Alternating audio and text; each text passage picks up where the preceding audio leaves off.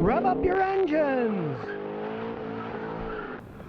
Welcome to Mechanic Monday. Today I'm going to show you how to install an Android 8.0 into your car, and at the end of the show I'm going to give it away to one of the viewers. Now, it's a lot easier installing one of these Android 8.0s than you might think. This particular one is an Eonon, and it comes with even the tool you need to take your dash apart. And here it is. But before we start taking it apart, why do you want to put one of these things in the first place? Well, in this case, this 2007 Matrix, hey, it's just got the factory system. It's a radio and it's a CD player. You can't hook your phone to it. It doesn't do GPS. You can't play videos on it. Hey, it's a pretty basic thing, and it's so easy to replace them. Now, the first thing you have to do is remove the plastic cover. So you get the tool, you stick it in, and you start to pry out little at a time until it starts to come out.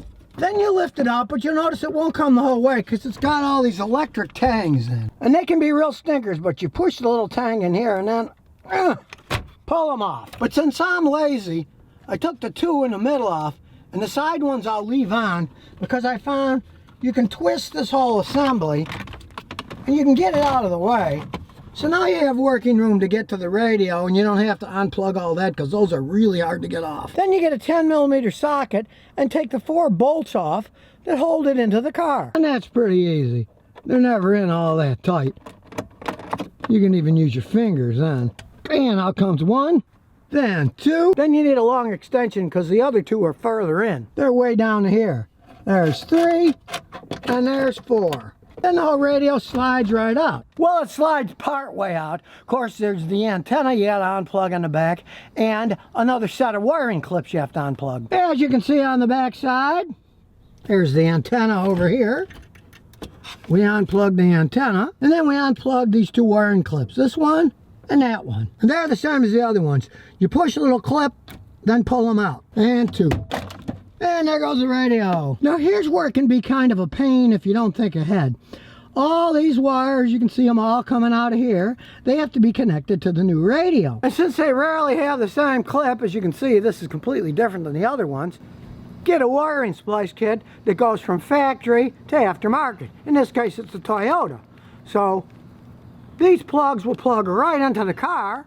All you gotta do is wire these up to your new system. As you can see on the kit, it tells you what wire goes to which are power, which are for which speakers, front and back, left and right. And make sure you get a decent unit like the Eonon because it's got all the wiring diagram here, so it tells which of these wires go there. You won't get confused and mess up. And here's a tip I'll give you from my years of installing these things. It's not a good idea to buy a universal adapter that says, oh, it'll plug in your car and it'll plug directly into your new system.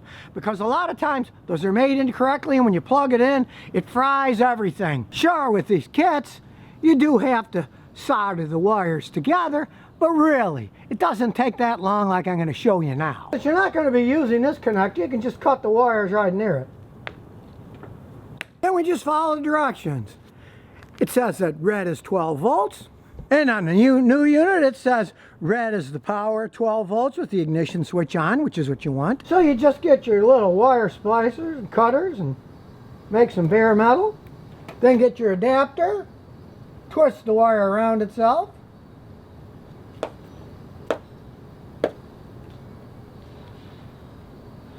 And then you have a nice tight joint that won't come off. And of course, get a little electrical tape, slice it with the razor, and wrap it. Because you don't want all the wires touching each other, that'd be stupid.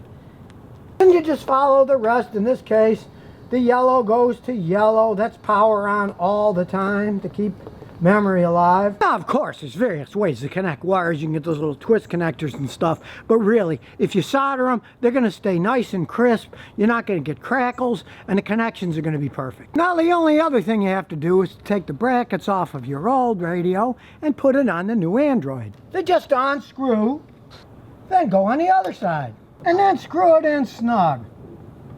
And don't forget to do the other side, and snug them up. And you just put the radio in the car. First, snap the connectors in. 1 and 2. Plug the antenna wire in for the radio. Then slide the radio in so the little line-ups line up and you can bolt it in. Get all 4 bolts nice and tight. Up here.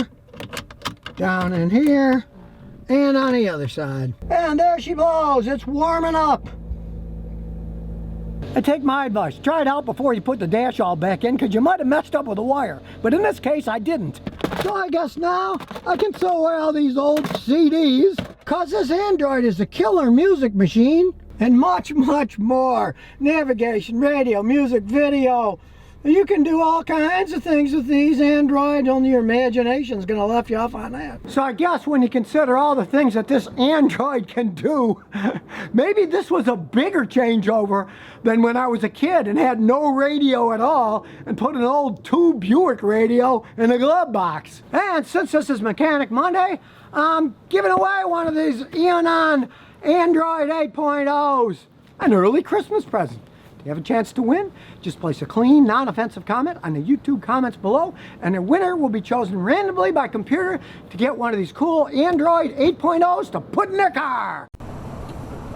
So if you never want to miss another one of my new car repair videos, remember to ring that bell.